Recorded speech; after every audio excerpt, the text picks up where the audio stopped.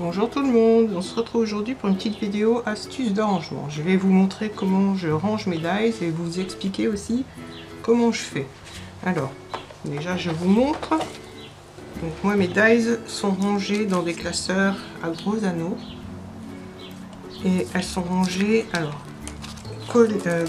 sur des plaques aimantées, des plaques en dimension A4 et dans des pochettes plastiques que j'ai ouvert sur le côté. Alors si ça tient pas beaucoup, ça peut arriver que ce soit épais, donc je mets un petit morceau de masking tape et voilà, et au dos je mets de la cartonnette. Donc je laisse quand c'est des dies avec beaucoup de petites pièces, je laisse le modèle. Mais sinon je les colle et en fait c'est très pratique parce que je peux les prendre et les reposer sans sortir la plaque de la pochette, et je peux en rajouter et les classer plus simplement en fait. Bon, pour moi c'est ma façon, et je trouve que après avoir essayé plein de façons différentes, beaucoup d'essais dans les petites pochettes, aimantées, pas aimantées, c'est celle que je préfère. Donc voilà, j'en ai fait déjà quelques-unes. Voilà, c'est ce que je vous disais. Donc celle-là, vu que la pochette, vu que c'est les dies avec beaucoup de petites pièces, je préfère les laisser dedans, dans leur pochette plastique, et les mettre au dos où il y a le carton. Voilà, c'est rangé là-dedans. Ça peut arriver que ça se sauve par l'ouverture, du coup je préfère les laisser dans leur pochette en plastique et les mettre au dos, parce que finalement on peut ranger aussi quelques petites choses comme ça au dos des pochettes. Donc voilà, je vais vous montrer. Donc là c'est mon classeur, je les ai rangés par thème, mon classeur sur le thème de Noël. Donc voilà, elles sont toutes rangées comme ça. Et j'ai en tout 3 classeurs par thème, donc tout ce qui est mots, lettres. Ensuite j'ai rangé tout ce qui est fleurs, arbres dans un même classeur. Donc là celui-là c'est Noël. Et puis j'ai fait un dernier classeur où je range les derniers dies de chez Action que j'ai acheté et que je peux pas rajouter dans les autres classeurs, donc je vais pas refaire un classeur pour chaque thème pour l'instant. Bon, ça me ferait beaucoup trop de classeurs, donc je les mets dans un classeur où j'ai marqué divers. Ça, je sais qu'il y a beaucoup de choses de ranger dedans, de tout, peut-être pas des lettres ni des mots, ou peut-être ceux en anglais, mais voilà, ils sont rangés par, on va dire, par date d'achat. Donc voilà, je vais vous montrer comment je fais. Je prépare déjà ma cartonnette. Alors je vais vous donner les dimensions que j'ai prises. Donc mes cartonnettes font 29,5 par 20,5.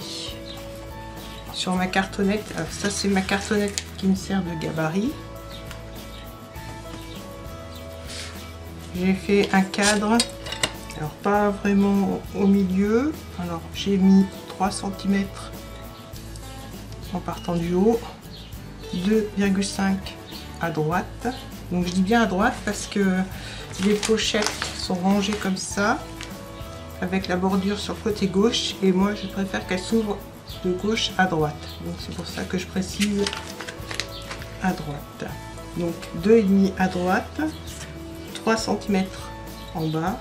Et sur le côté gauche, je vais laisser 2 cm. Donc ensuite, je glisse mon gabarit. Comme ça, j'ai pas besoin de refaire ça à chaque fois. Je glisse mon gabarit. Je prends cutter et règle. Là. Déjà, il faut que je le mette dans le bon sens.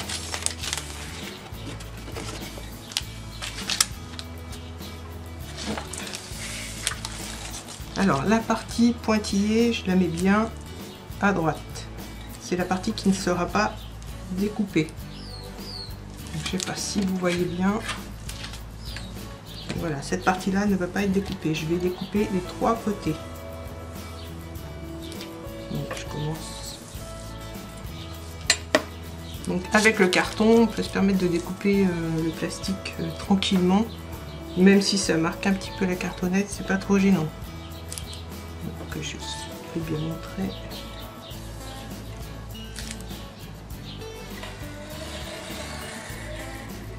Donc là, je m'arrête à 2 cm. Je vais faire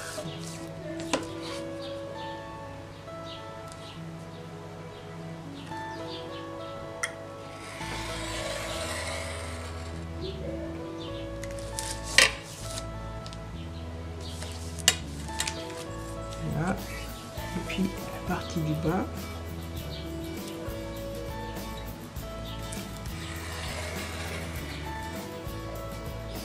Donc je m'arrête toujours à 2 cm du côté droit. Donc voilà, ma pochette va s'ouvrir comme ça. Maintenant, je prends ma plaque aimantée. Alors les plaques aimantées, je les achète sur Amazon. Elles sont aimantées des 2 côtés, mais il y a un côté qui est mieux aimanté que l'autre. Et il brille un peu plus. Donc, voilà. Donc, je vais vous montrer, moi je les glisse dedans et je range après mes dies. Donc du fait qu'elles soient au format A4, c'est quand même bien pratique. On en met pas mal finalement. Et le fait qu'il y ait le carton derrière, ça évite que ça se plie et que les dies se baladent. Ça reste assez rigide. Donc quand on tourne la page, et ben, la plaque ne se tord pas. Donc voilà, je vais mettre mes dies. Donc je continue mon rangement de dies de Noël.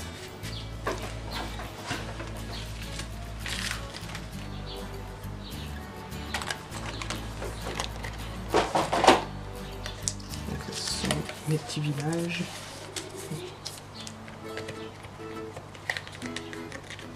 Hop.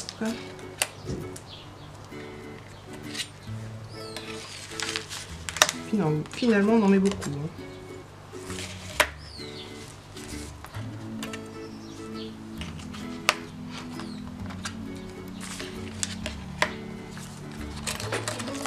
Les feuilles aimantées, je crois qu'elles font 2 mm d'épaisseur. De toute façon, je vous mettrai le lien de mes feuilles en barre d'infos, comme ça si jamais ça vous intéresse. Et puis il y a 10 feuilles aimantées, je crois qu'elles sont à 15 €, les 10. Et puis voilà ma plaque pour ça.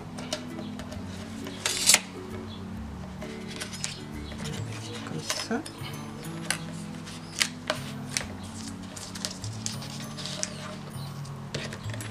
Et puis ma petite plaque.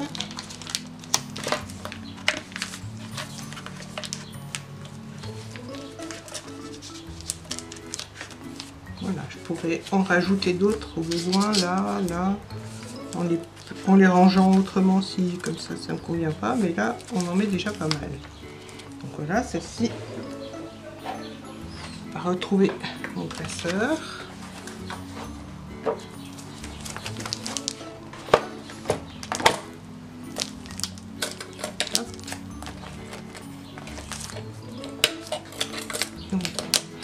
Donc c'est pas gênant là, si ça reste ouvert, de toute façon ça tombe pas, à moins que vraiment le dies soit de mauvaise qualité, il ne soit pas beaucoup aimanté, mais dans l'ensemble ça tient, moi j'ai jamais de soucis.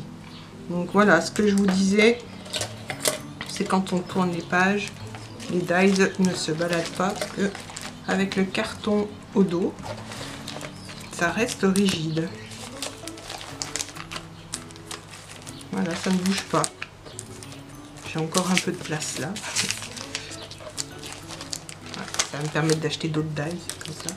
Donc voilà, ça reste bien rigide. Hein.